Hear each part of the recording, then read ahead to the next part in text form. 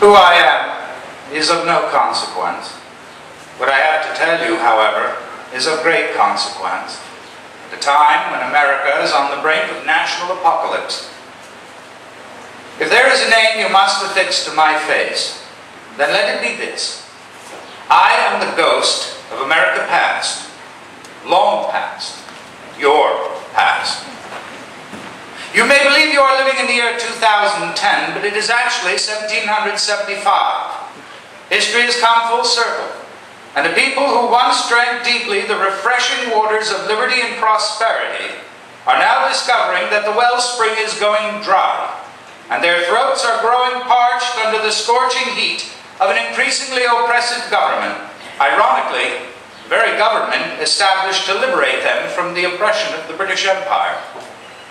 I know what some of you must be thinking, but surely, sir, the government of King George III was far more tyrannical than the federal government of the United States. In many ways it was. In other ways, however, the present federal government, in terms of its sheer size, its scope of power, its abuse of authority, would have terrified even the King of Great Britain. The recent history of the United States government is a history of repeated injuries and unconstitutional usurpations, all having a direct object, the establishment of an absolute tyranny over the individual states and the people. I need only direct your attention to 4 examples to illustrate my point. It has prohibited the states from enacting their own laws and regulations while compelling them to submit to federal laws and regulations that violate the 10th Amendment of the Constitution. It has created myriad unconstitutional bureaucracies staffed with legions of unionized workers whose compensation is contributing to the bankruptcy of the national treasury. It has imposed a confiscatory structure of income taxes on only half the population, while appropriating funds on a multi-trillion-dollar scale for entities and individuals not constitutionally authorized to receive them, including approximately half of the population that pays no income taxes whatsoever. It has imposed upon the people an utterly unconstitutional system of federally controlled health care, purposely crafted to destroy the private health care industry and supplanted with a single-payer system that compels the people to purchase medical insurance under penalty of law. I could go on, but I think I've made my point. The Crown levied only consumption taxes, and they were not nearly as burdensome or confiscatory as yours. We likewise labored under arbitrary and oppressive laws, but never to the degree of intrusion and control over everyday existence manifested by the federal government today. I should also point out, however, times were different then. We literally had British bayonets at our throats. Agents of the Crown suspended our own legislatures, incited the Indian savages to attack us, plundered our seas, ravaged our coasts, burnt our towns, and destroyed the lives of our people. God knows we tried desperately on countless occasions to reconcile our differences with our British brethren, but our pleas and protests fell upon deaf ears. In much the same manner, your own pleas and protests have been ignored by Congress. On March 23, 1775, my good friend Patrick Henry delivered a remarkable oration at St. John's Church in Richmond, Virginia, in which he proclaimed that the time for pleading and supplication had drawn to a close. He believed the time of the irresolution had passed, and the necessity for action was upon us. He argued with great ingenuity and passion that if we truly wished to be free, we were of necessity obliged to fight for that freedom. Patrick had faith in the power and providence of Almighty God, and in the resolution and ability of the people to secure, by force of arms if necessary, the blessings of liberty for themselves and their posterity. Lend your ears and ask yourselves just how relevant my friend's words are today. There is a just God who presides over the destinies of nations, and who will raise up friends to fight our battles for us. The battle, sir, is not to the strong alone. It is to the vigilant, the active, the brave. Besides, sir, we have no election. If we were base enough to desire it, it is now too late to retire from the contest. There is no retreat, but in submission and slavery.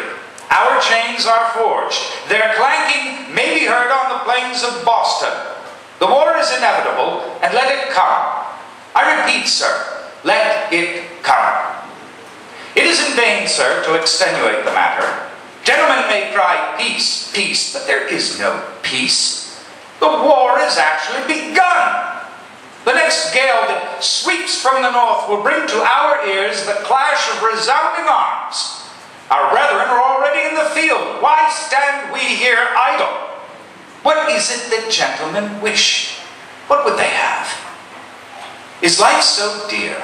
Is peace so sweet as to be purchased at the price of chains and slavery? Forbid it, Almighty God! I know not what course others may take, but as for me, give me liberty or give me death. A month later, British regulars, intent on disarming the colonists, marched on Concord to seize the armory of the Massachusetts militia, resolved to live in liberty or die fighting to obtain it. We routed them at the North Bridge and chased them all the way back to Boston. Our war for independence had begun, and a year later, delegates to the Continental Congress did not hesitate to mutually pledge their lives, their fortunes, and their sacred honor in support of Mr. Jefferson's Declaration of Independence, which I consider the most eloquent cry for freedom ever penned by the hand of mortal man. Ponder for a moment the historical portent of just this brief passage.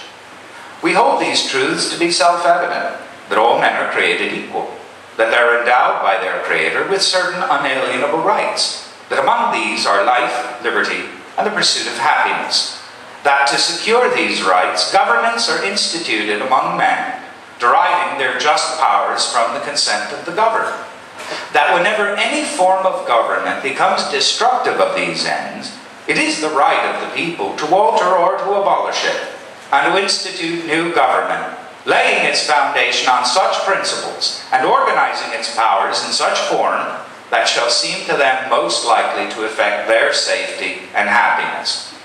Inspired by Mr. Jefferson's eloquence, we resolved to hazard everything upon that noble cause, and for 5 hellish years, slog through the bloody mire of war to secure the blessings of liberty to ourselves and our posterity. When the Constitutional Convention announced the formation of a new government in 1787, the inestimable Dr. Franklin was asked precisely what they'd given the American people. A republic, he responded, if you can keep it. If you can keep it.